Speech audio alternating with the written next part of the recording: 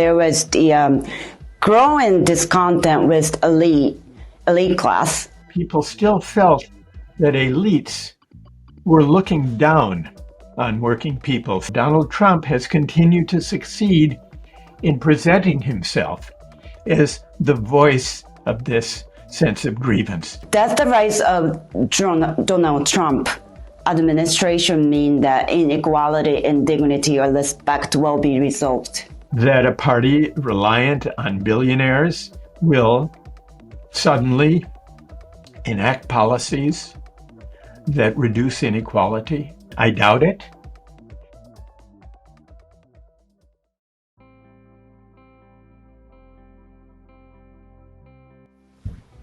Professor Sandel, thank you so much for joining us today.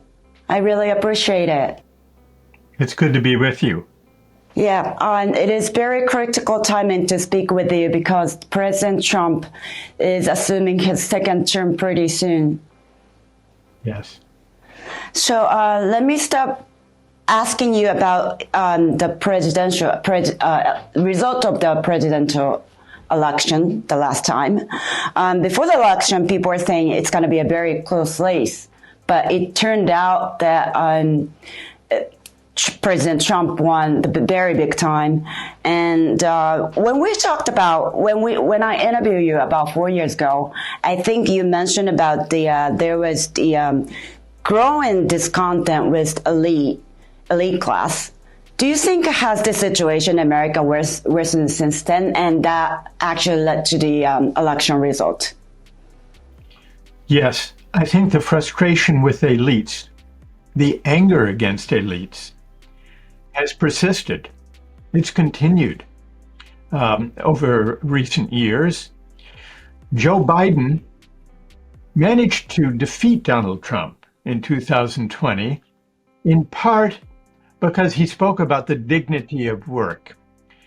He did attempt to respond to the anger against elites, professional elites, credentialed elites, well-educated elites. But Donald Trump continued in this election to win the overwhelming support of voters without a university education and to win the support of many working class voters who traditionally voted for the Democratic Party. And I think Trump succeeded because he continued to voice the politics of grievance, of anger and resentment that a great many working people feel toward professional elites, established elites, media elites, and the like. So this continues to be a potent force in American politics and also in the politics of many democracies around the world. Hasn't liberals or elites or maybe Democrats done anything to deal with the anger of people who feel they're left out or they're looked down upon them? They've tried, but only with partial success. To his credit, Joe Biden did move away from the credentialist, meritocratic orientation of the Democratic Party. He enacted policies, actually quite important policies, with major investments, public investments in infrastructure. He emphasized creating jobs for people without university degrees, well-paying jobs. He resolved to be a strong supporter of trade unions and of working people. And when the auto workers were on strike, he even showed up to support them on the picket line. So Joe Biden, who comes more from a working class background than many of his Democratic predecessors, did make an attempt to reconnect the Democratic Party with working people. But people were angry about inflation. People felt that their voices still were not being heard. People still felt that elites were looking down on working people, failing to respect their dignity, failing to respect the value of their contributions to the economy and to the society. And so Donald Trump has continued to succeed in presenting himself as the voice of this sense of grievance. The Democratic Party will have to figure out how to reconnect with the working class voters who once constituted their primary base of support. But has Donald Trump done anything to really save those, I don't want to say non-elite, but those people who felt that they're not good, taken care of well? Well, this is the paradox. You raise a really important question. When he was in office during his first term, Donald Trump actually did very little in concrete, practical terms to help the working class voters on whose support he depended. In fact, he tried to get rid of the healthcare system that Barack Obama had put in place, a healthcare system on which many low and middle income voters depend for their health care. Fortunately, he failed to get rid of the healthcare program. The only major achievement of Donald Trump's first term was to enact a major tax cut that went mostly to the wealthy and to major corporations and gave relatively little to ordinary working people. So this is the paradox. The paradox is that in concrete policy terms, he's done little to help the working people who support him. And yet they've stuck with him, which makes me think that it isn't only about economics and pay.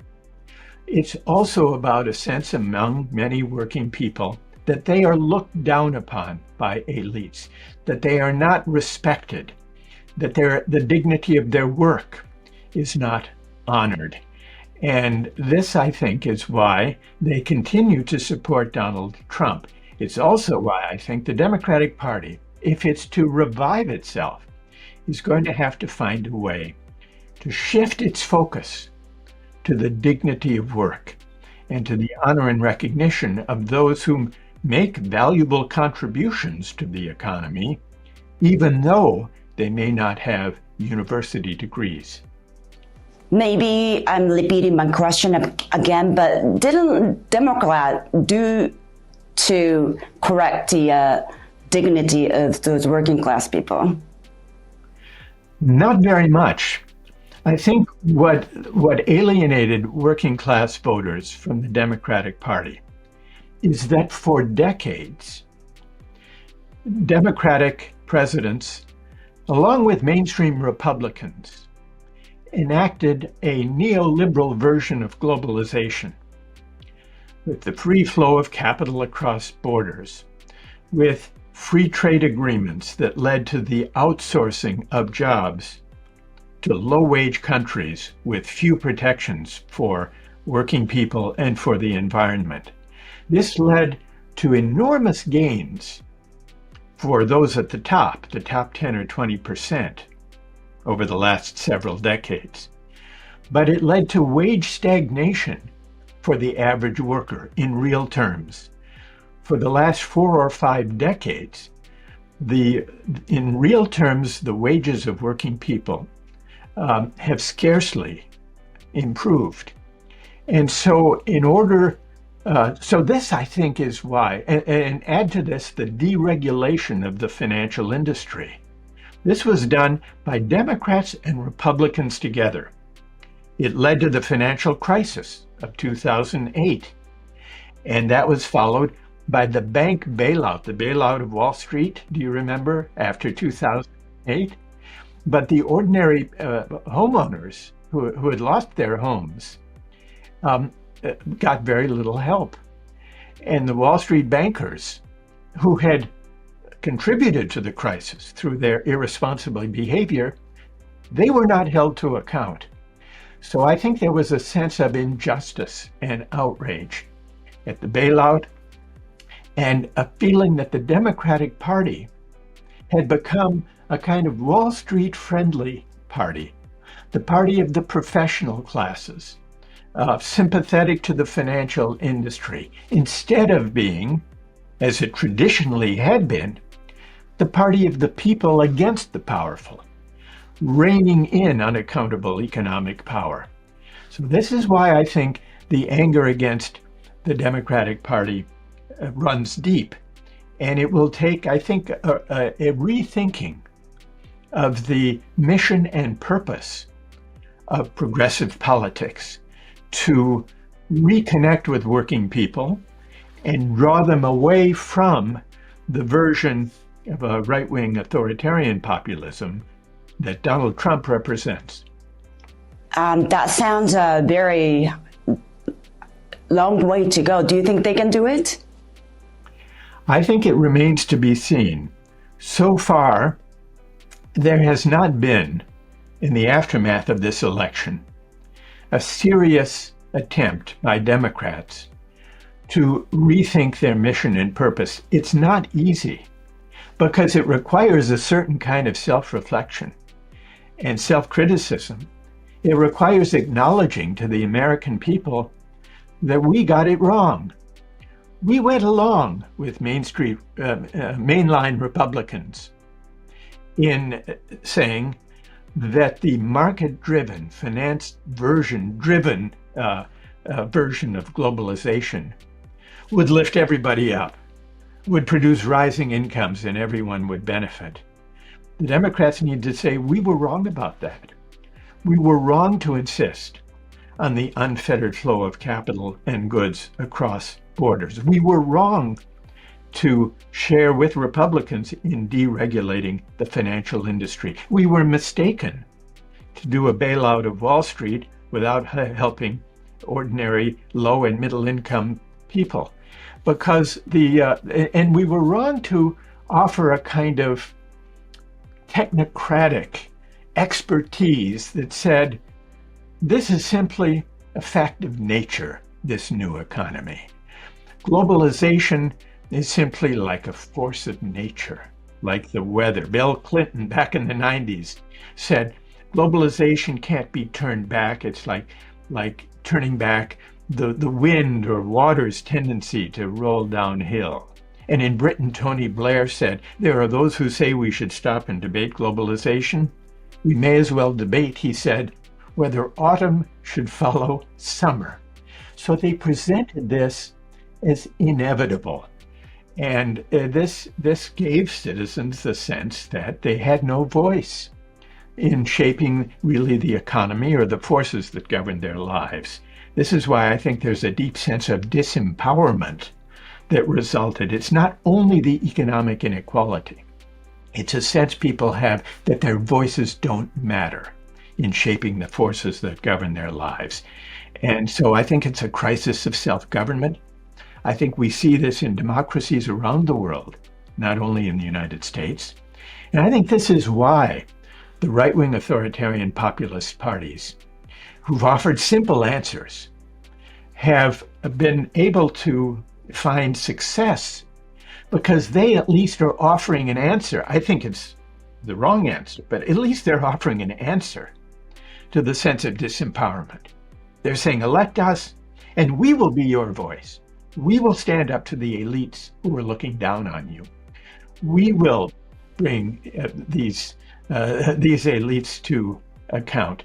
So I think progressive parties, mainstream parties, have to find a way to give people a meaningful say, a meaningful voice. What we really need is a new, reinvigorated democratic project. And that's not easy to bring about in a short period of time, but it's the challenge that we face. To begin with, do Democrats or progressive parties or elites or liberals, do they realize that they might have made a mistake? Some do, but most don't. Most are saying, well, we didn't communicate our message effectively enough. We didn't communicate to people that we have put in place public investments in public infrastructure that will lead eventually to more jobs for those without college degrees. It's just a matter of time, many Democrats say. I think that's a mistake. It doesn't really face up to the bigger forces, I think, that have produced this populist backlash. So I think the Democrats have to have an economic program that is devoted to renewing the dignity of work. But I also think they have to have a social and cultural shift in the direction of rebuilding a sense of community, a sense that we are all in this together, bringing people together from different walks of life, creating more class-mixing institutions, recalling us to our mutual obligation to one another as democratic citizens. So Democrats and progressives and liberals need a stronger economic message, but also a stronger message about community, about self-government, and about empowering citizens to have a say, a meaningful voice in shaping the forces that govern their lives. I see. As you mentioned, not only in the United States, but also in Japan and other parts of the world, there is noticeable pushback or pushback against liberalism. Do you think it will become increasingly difficult for those who identify as liberals or Democrats or progressive to make their cases? Well, that's up to them. That's up to us in a way. It depends. It depends on whether liberal and progressive parties are willing to acknowledge their responsibility, their share of responsibility for bringing about the widening inequalities and bringing about the sense of disempowerment that ordinary citizens feel. That's the starting point, facing up to the mistakes. And then comes the constructive alternatives, offering bold projects to address inequality in the economy, but also to address the inequalities of respect and dignity and social recognition and honor and esteem. People who work for a living, who don't have a university degree, and who don't work in the professional classes, feel that the society doesn't value their work to the degree that it should, that all of the prestige is directed toward hedge fund managers and Wall Street bankers and members of the professional classes and those with advanced degrees. We see this in voting behavior because now the Democratic Party in the United States is more attuned to the values and interests and outlook of the professional classes, the credentialed classes, than to the working class voters who once constituted their base. And what's interesting is that the same thing has happened in many democracies. The Labour Party in Britain, likewise, the Social Democratic parties in France and in Germany and in the Netherlands and in other countries increasingly are associated with the values and outlook of the well-educated professional classes. And they've lost credibility with working people. And I think this is the fundamental question that they'll need to face. How to address the inequality, not only of income and wealth, but also of social recognition and esteem and political voice and participation. I see. So from the perspective of those who feel they're looked down upon, or on working class people, does the rise of Donald Trump administration mean that inequality and dignity or respect will be resolved? No, I don't think so. And this gets back to the paradox we've been discussing. He's appointed billionaires to his administration. He's relied on Elon Musk, the richest man in the world, who is his latest partner and friend, who, not coincidentally, Elon Musk contributed $250 million to Donald Trump's presidential campaign. it's no wonder that he embraces him as a friend. So is it likely that a party reliant on billionaires will suddenly enact policies that reduce inequality and that help working people? We shall see. There are some voices in the Republican Party who see this as a moment to transform the Republican Party into a truly workers' party through policies that help working people. So far, Donald Trump has not done that. His appeal to working people has been rhetorical and been symbolic, but it has not been practical in actual policy terms.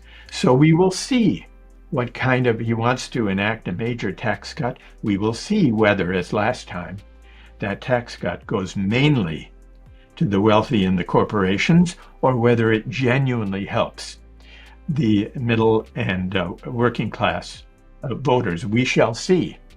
Will he increase opportunities and honor and dignity and respect for nurses and plumbers and electricians and factory workers, and for those who care for our children and for our elderly?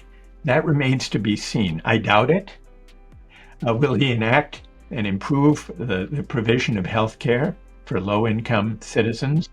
I doubt it, but that will be his test. If he does, then he will put the Republican Party on the path to being the Workers' Party for a long period of time. But if he doesn't, then his populism will be seen as a kind of plutocratic populism, a purely rhetorical, symbolic populism that does little actually to alleviate the inequality and the sense of powerlessness that many ordinary voters feel.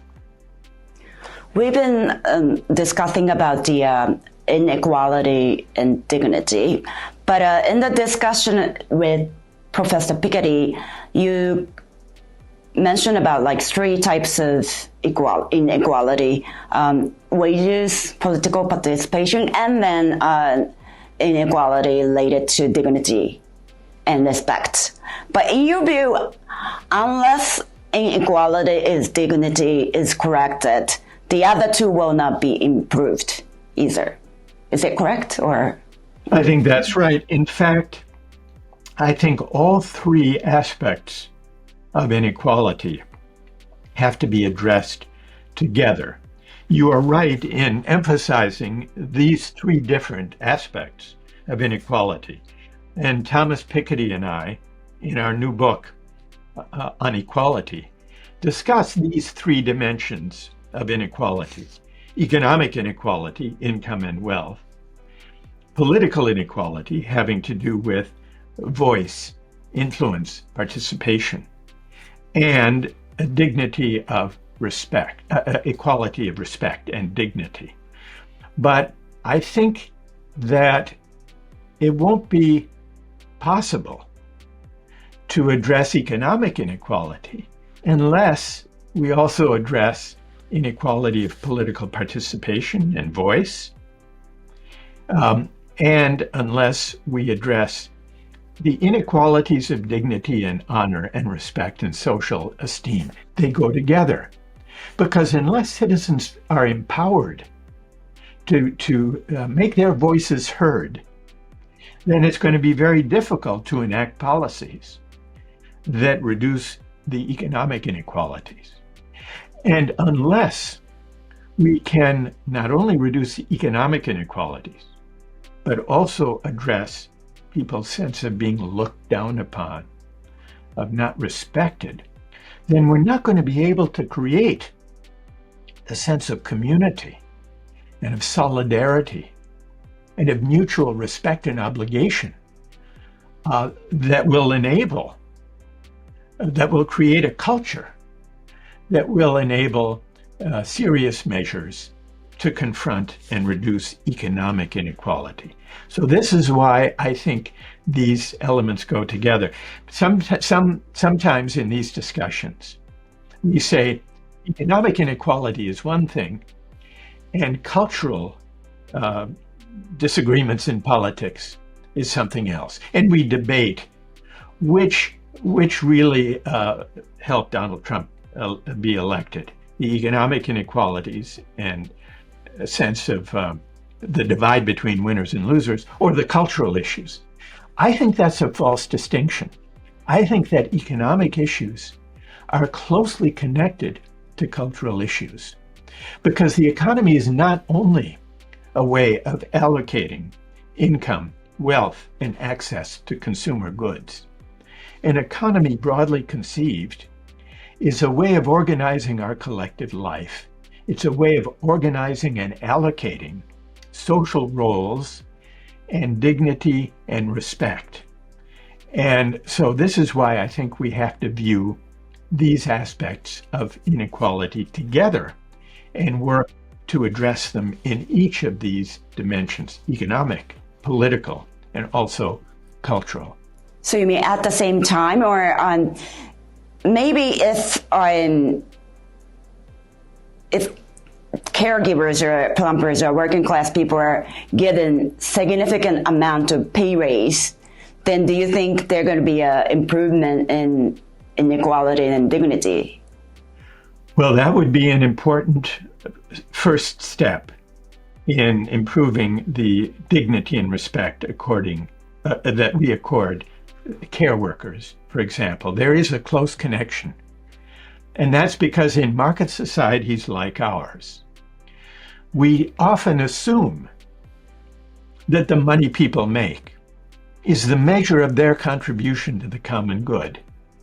And therefore, we tend to respect those who make more money. And we tend to accord less respect to those who make less. I think this is a mistake. I think this is an assumption that we should challenge. If it were really true that the money people make is the true measure of their contribution to the economy, then we would have to conclude that the value of the contribution of a hedge fund manager is 5,000 times greater than the value of the contribution of a nurse or of a teacher. But is that really true? Very few people believe that that's the case, which means that what counts as a valuable contribution to the economy cannot be decided or determined by the labor market alone. That's something that we need to debate and discuss as democratic citizens: how to value the contributions of care workers, those who care for young children or for the elderly, nurses, nurse assistants, teachers. The market tends to undervalue these contributions. So in debating how to increase their pay, we will at the same time have to debate the importance of their contribution and what it means truly to respect and value those contributions.